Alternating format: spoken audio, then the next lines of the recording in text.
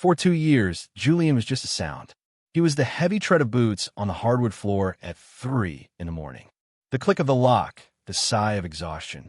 He was the rush of the shower, a percussive drumming against the thin wall that separated my world from his. He was the clink of a glass set down too hard on the granite countertop, the low murmur of a phone call I could never quite make out. He was a collection of sensory data points, a ghost in a machine of my meticulously ordered life. My roommate.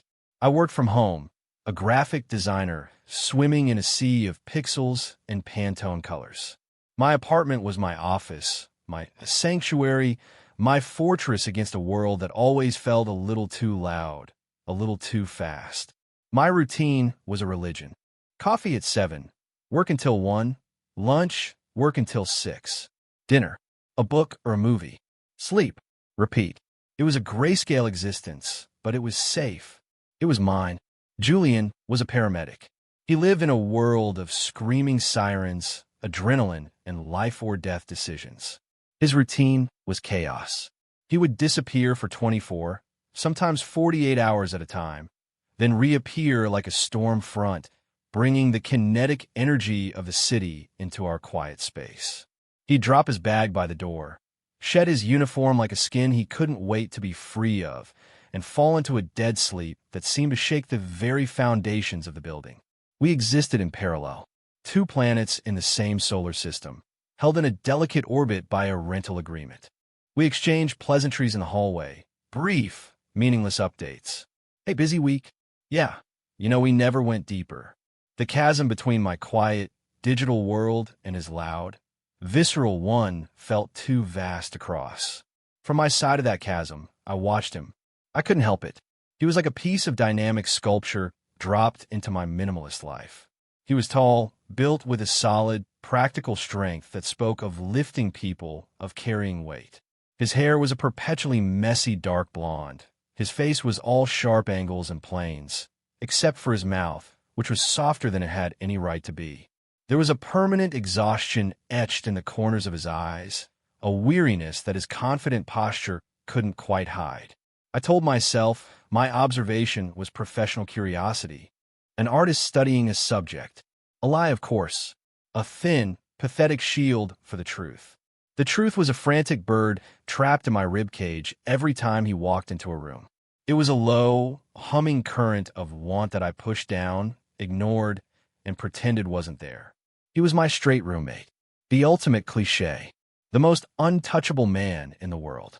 So I kept my distance. I built my walls higher. I treated him like a weather pattern to be navigated, not a person to be known. It was easier that way, safer. And then the sky fell. The storm had been a threat on the news for days, a swirling red and yellow monster on the weather map. I done my part. I bought extra water, batteries, and canned soup. I charged my power bank. I felt prepared, in control. My routine might be bent, but it wouldn't break.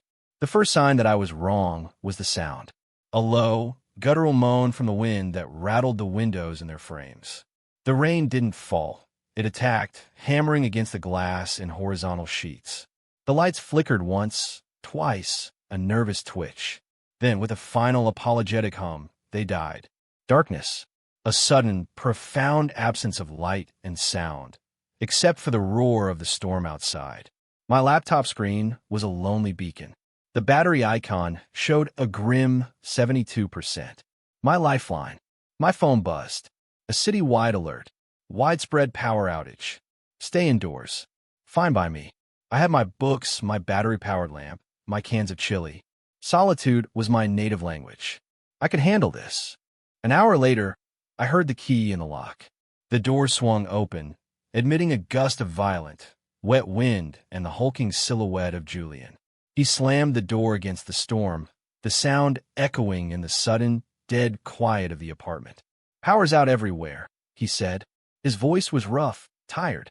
I managed my own voice sounding small. He shed his drenched jacket, his movements heavy. "They sent most of us home. Roads are flooding.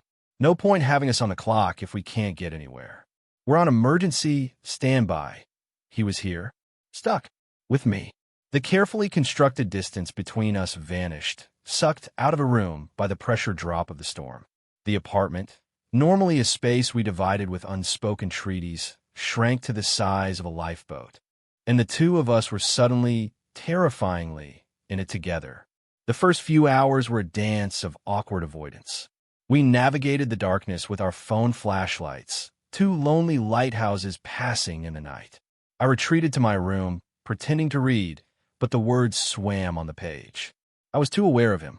I could hear every movement, the rustle of him changing out of his wet clothes, the soft thud of his boots dropping to the floor, the sigh he let out as he sat on his bed.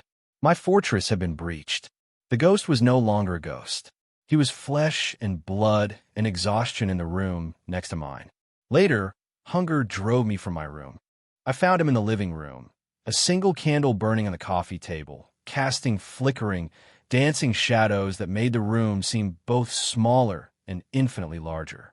He was staring out the window at the blurry, rain-lashed darkness. Getting hungry?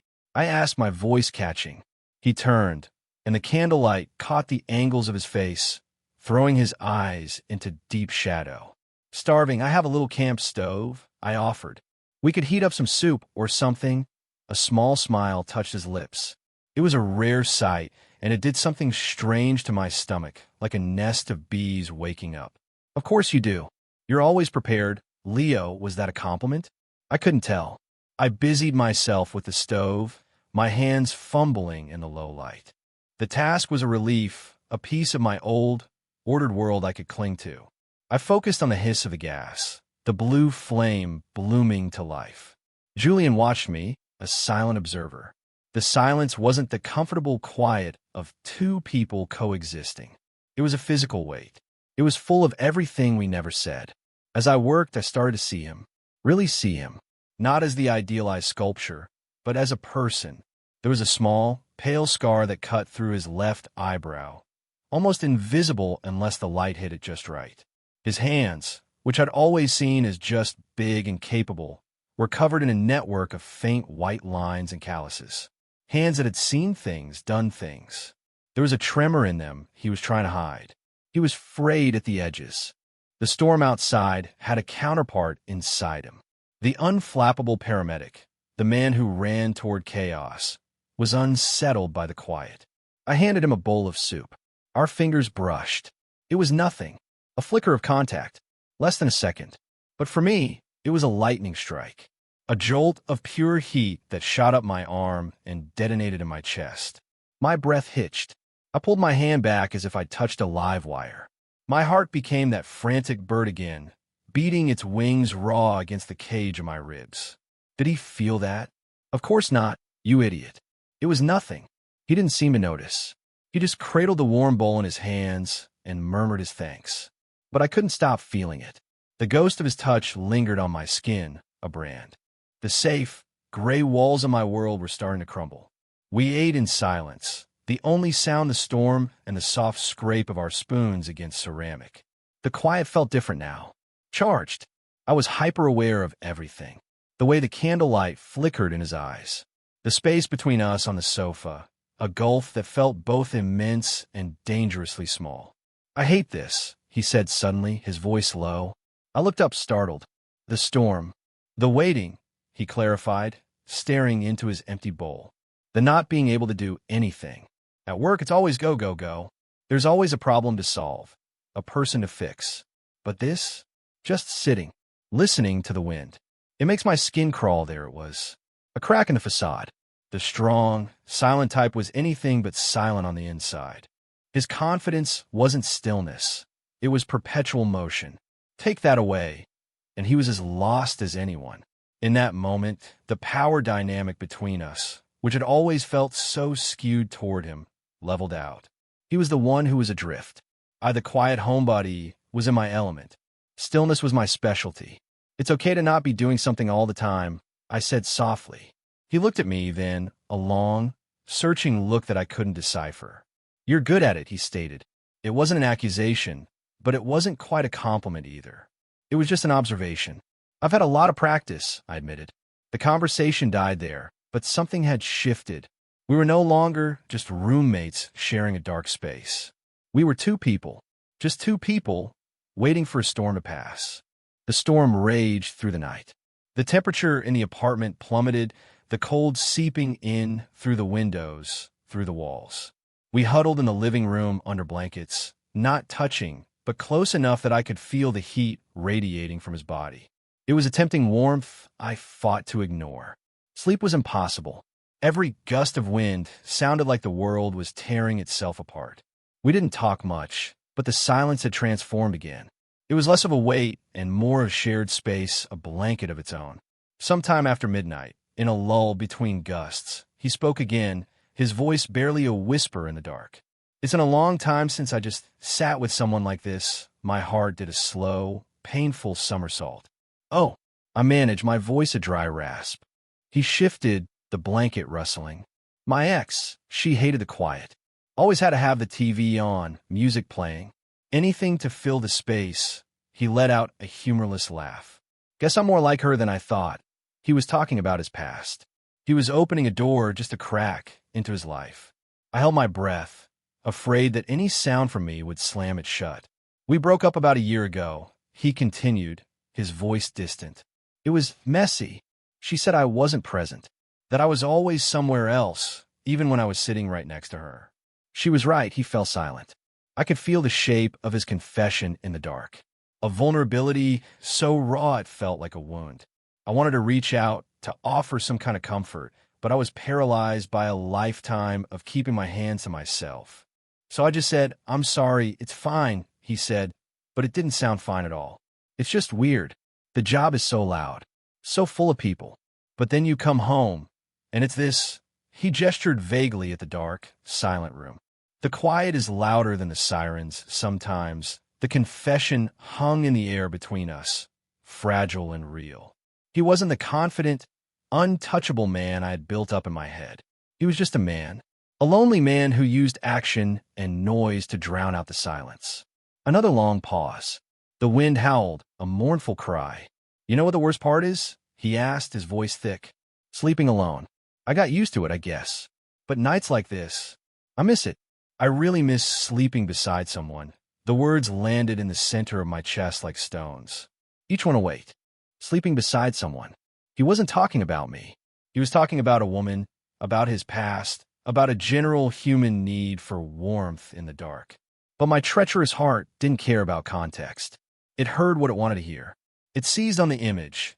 Julian, in bed, turning toward the warmth of another person.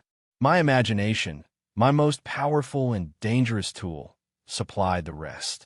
My mouth was dry. The air was thin. Yeah, I whispered. The cold gets in your bones. It was a stupid thing to say. A pathetic deflection. But he turned his head, and even in the near-total darkness, I could feel his gaze on me. The space between us crackled with a new kind of tension.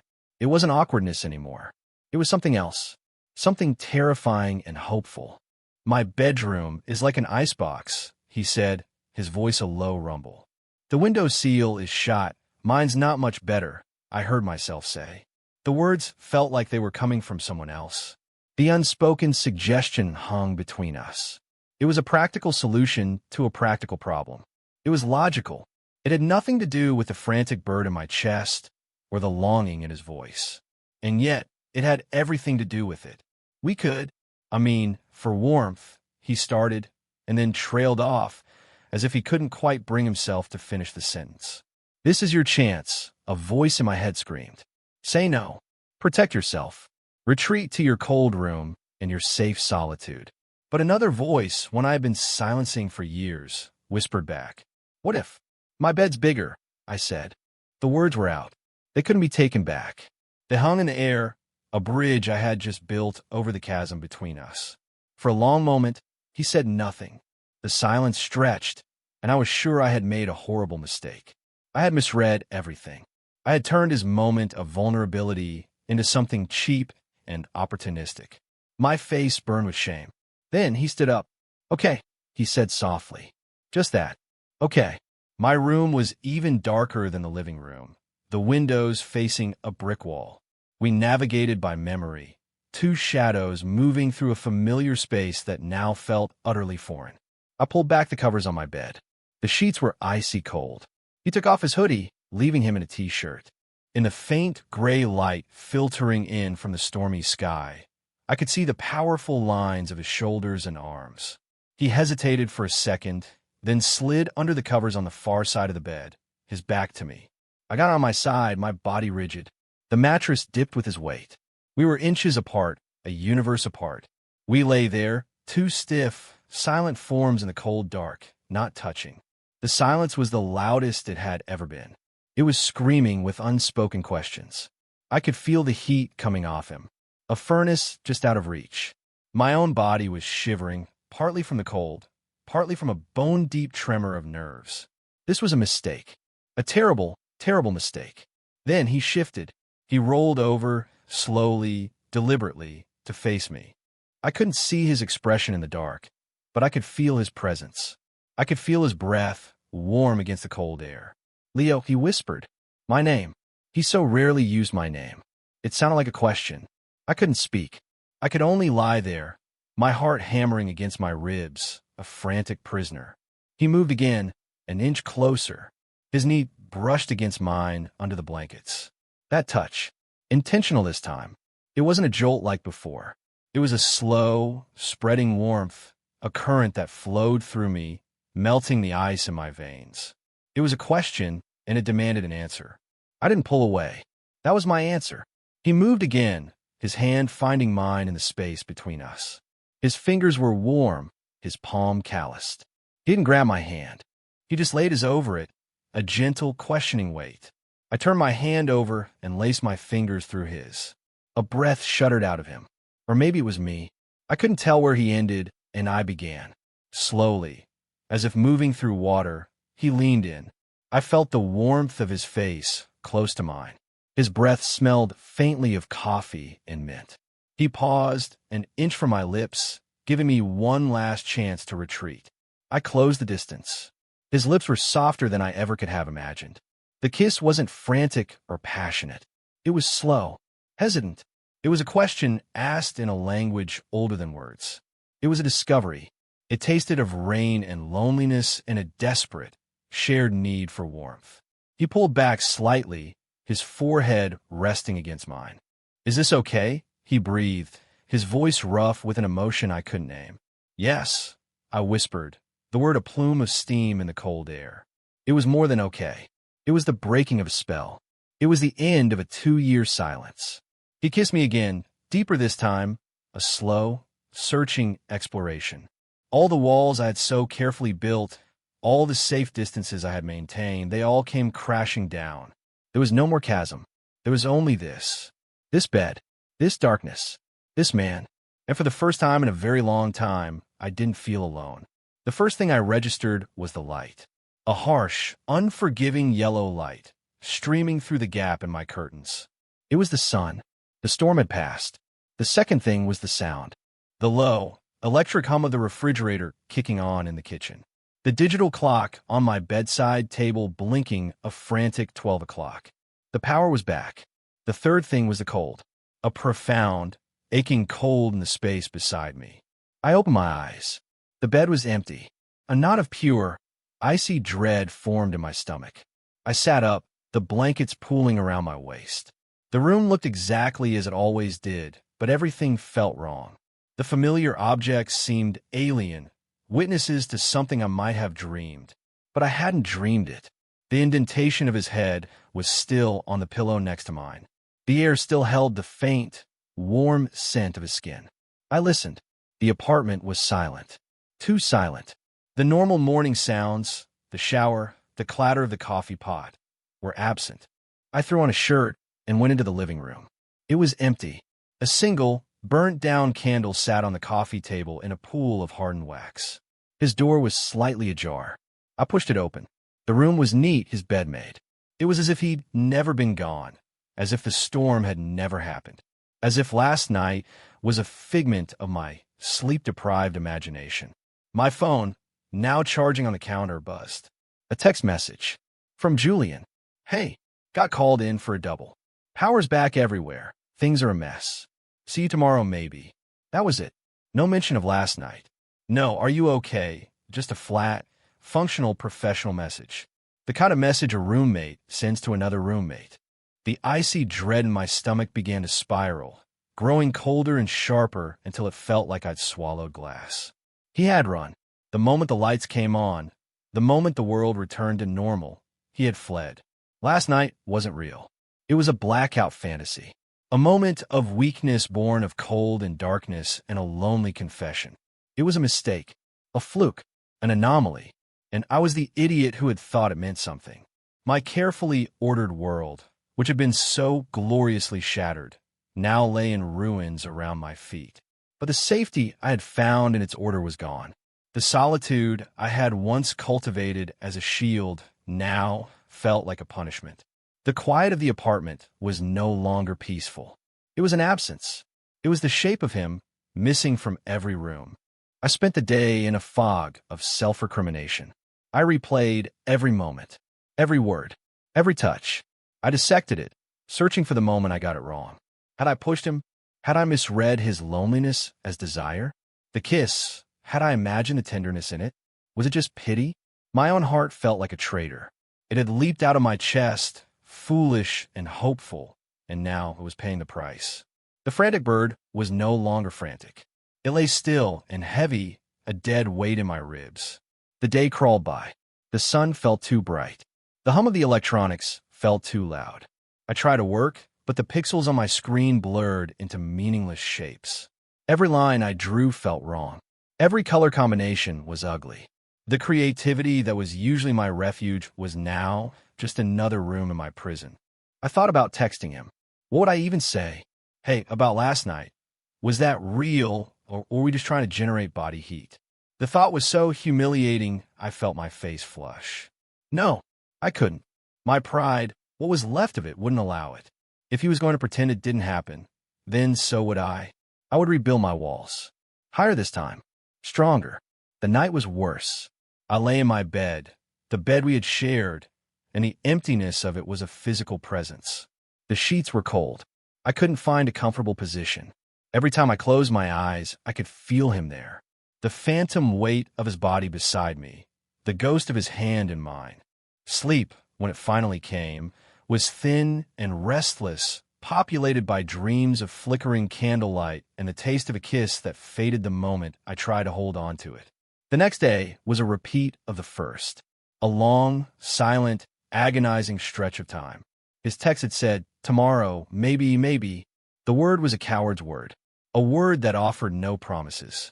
By evening, I had worked myself into a state of numb resignation. It was over. Whatever it was, it had been a beautiful, terrifying hallucination. It was time to go back to the way things were. It was the sound of boots in the hall, the rush of the shower, a ghost. It was better that way, safer, but the lie tasted like ash in my mouth. I was making dinner, going through the motions of my old routine, when I heard the key in the lock. My entire body went rigid. My heart, the one I thought was dead, gave a painful lurch. I didn't turn around. I kept my back to the door, staring down at the vegetables I was chopping with unseeing eyes. My hand, holding the knife, was trembling. I heard the door close. The heavy thud of his bag hitting the floor. The sigh of exhaustion, deeper this time, laced with something else. Something that sounded like defeat. I expected him to walk past me, to go to his room and shut the door, sealing us back into our separate orbits. I braced myself for it, but he didn't. I heard his footsteps stop a few feet behind me. The silence stretched. I could feel his presence, his gaze on my back. I kept chopping. Chop, chop, chop. The rhythmic sound was the only thing keeping me anchored. Leo, his voice was wrecked. A low, gravelly rasp. I stopped chopping but didn't turn. Hey, I said to the cutting board. My voice was tight, brittle. Long shift. Yeah, he said. Another pause. Can you look at me? The request was so vulnerable, so stripped of his usual confidence, that it broke through my defenses. Slowly, I put the knife down. I took a breath, steeling myself. Then I turned. He looked like hell. His hair was matted. There were dark purple smudges under his eyes that hadn't been there before, and his face was pale with exhaustion. But it was his expression that stopped my breath. He looked scared, as scared as I felt. The confident mask was gone. All that was left was a man who looked completely, utterly lost. I'm sorry, he said, the words coming out a rush. I'm so sorry. I ran. I panicked. I just stared at him, unable to form a response. The power came back on, he continued, his hands gesturing helplessly. And the sun was coming up, and suddenly everything was real, and it scared the hell out of me. So I did what I always do. I ran toward the loudest noise I could find. I took every extra shift they'd give me. I couldn't think, my throat was tight. Think about what? I whispered. He took a step closer. About you. About last night. About how it felt. He shook his head, a look of frustrated confusion on his face. That's never happened to me before, Leo. With a guy. I didn't know what to do with it, so that was it. A moment of confused experimentation. I was a curiosity. The knot in my stomach tightened. So you figured you'd just pretend it never happened? I asked, and I hated the bitter edge in my voice. No, he said, his voice firm, his eyes locking onto mine. That's what I tried to do. For 2 days, I tried to bury it. To tell myself it was the storm, the dark, the weirdness of it all. But it didn't work. It was the only thing I could think about. The silence in the ambulance between calls, it was worse than the silence here. Because all I could hear was you. Your voice. All I could feel was your hand. He took another step. He was so close now, I could see the fatigue etched into every line on his face. Being away from here, from you, it was awful, he admitted, his voice cracking. I felt, I don't know, untethered. I thought coming home would be the hard part, but all I wanted to do was get back here. Back to you. The confession hung in the air, as real and as fragile as the one he'd made in the dark. He wasn't running from me anymore. He was running back to me. I don't know what this is, he said, his gaze searching mine. I'm confused and I'm scared and I'm so damn tired, Leo. But I know I don't want to go back to the way things were. To just being roommates. To pretending I don't notice you every time you walk into a room. The frantic bird in my chest took a hesitant flutter. Hope. It was a dangerous, terrifying thing. What do you want? I asked, my voice barely audible. He closed the remaining space between us. He was so close, I could feel the warmth of his body, just as I had in the dark. He looked down at my hand, the one I'd been gripping the counter with. Slowly, tentatively, he reached out and covered it with his own. His touch was warm, real, not a phantom in the dark, but a solid, living presence in the full, unforgiving light of the kitchen. He laced his fingers through mine. This, he said softly, his eyes finally meeting mine again. I want this. I don't want to just sleep beside someone, Leo. I want to sleep beside you. And I want to wake up beside you. In the light, it was a promise. A plea. A tangible act of commitment that defied the bright lights and the return to normalcy. He wasn't running. He was staying. He was choosing this. Choosing me. And in that moment, all the fear, all the anxiety of the last 2 days, it just dissolved. It washed away, leaving behind something quiet and steady and sure. I squeezed his hand. Okay, I said. Just that. Okay. And this time, it wasn't a prelude to a hesitant kiss in the dark. It was the beginning of everything else. The days that followed were a study in quiet transformation. The apartment, once a space of carefully negotiated boundaries, became a shared territory. A home. The first morning was the most surreal. I woke up slowly, drawn from sleep not by an alarm, but by the warmth of a body pressed against my back. An arm was draped loosely over my waist, a dead weight of comforting possession. For a heart-stopping second, panic flared. The memory of waking up alone was still a fresh wound. Then I felt the soft puff of breath against the back of my neck, and I remembered. It wasn't a dream. He was here. He stayed. I lay there for a long time, just breathing, listening to the steady, slow rhythm of his sleep. The sunlight was streaming into the room, bright and clear, and for the first time, it didn't feel harsh or exposing. It felt hopeful. Later, we made coffee together in the kitchen. It was a simple domestic act we had never once shared in 2 years. I moved around the familiar space, getting the mugs, grinding the beans. He stood leaning against the counter, watching me, a small, tired smile on his face. It was awkward, but it was a good kind of awkward.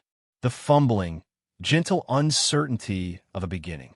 As I poured the hot water, he came up behind me, wrapping his arms around my waist and resting his chin on my shoulder.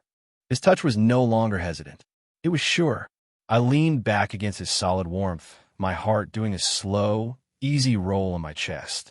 "Morning," he murmured into my hair. "Morning," I replied, my voice soft. And that was it. No grand declarations. Just a shared moment of quiet intimacy that said more than words ever could. We were learning a new language together, a language of small gestures, of shared space, of comfortable silence. His door stayed open. My door stayed open. Soon, there was no point in his door at all. A few of his things migrated to my room. A sweatshirt thrown over a chair. His charging cable plugged into the wall by the bed. His ridiculously oversized coffee mug on my nightstand. My room, my former fortress of solitude, was becoming our room. The first time he came home from a brutal shift, he didn't just drop his bag and retreat. He found me in the living room, curled up on the sofa, reading. He didn't say a word.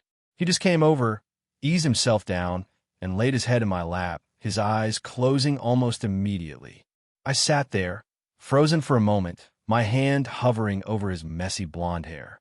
Then I let it rest, my fingers gently carting through the strands. He sighed, a deep, shuddering release of tension, and melted into a profound sleep right there. I didn't move for over an hour. I just sat there, my book forgotten, watching him sleep, feeling the weight of his trust, his exhaustion, his presence. It was the most intimate thing we had done. We started sharing meals, not just out of convenience, but on purpose. I would cook, and he would sit at the counter and tell me about his day. He never shared the gory details, but he would talk about the people. The scared old woman who just needed someone to hold her hand. The cocky teenager who broke his arm trying to skateboard down a flight of stairs. The look of relief on a new father's face. He was letting me into his world, the one I had only ever imagined from a distance. And I let him into mine. I showed him the designs I was working on, explaining the logic behind a font choice or a color palette.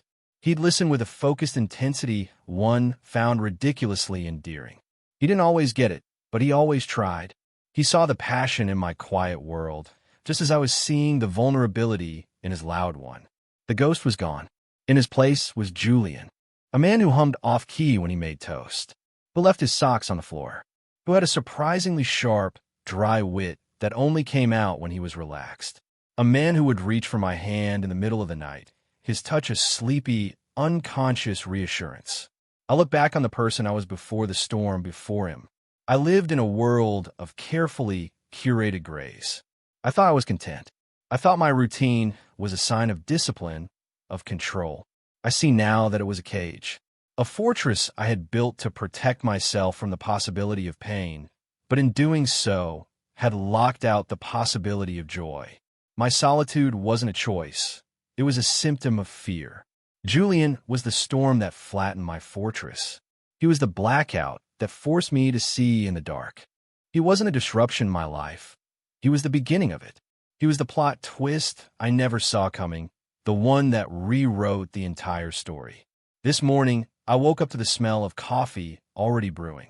I found him in the kitchen, bathed in the soft morning light, that same tired smile on his face. He turned as I came in and held out a mug. "For you," he said. I took it, our fingers brushing. The touch no longer sent a jolt of panic through me. It was just a quiet spark of warmth, of familiarity, of coming home. He leaned in and kissed me, a soft, sleepy kiss that tasted of coffee and the promise of a perfectly ordinary day. And I realized that this simple, domestic peace was more thrilling than any adrenaline rush, more comforting than any fortress. The silence in our apartment is no longer an absence. It's a language. It's the sound of two people finally, quietly in the right place. It's the sound of being known.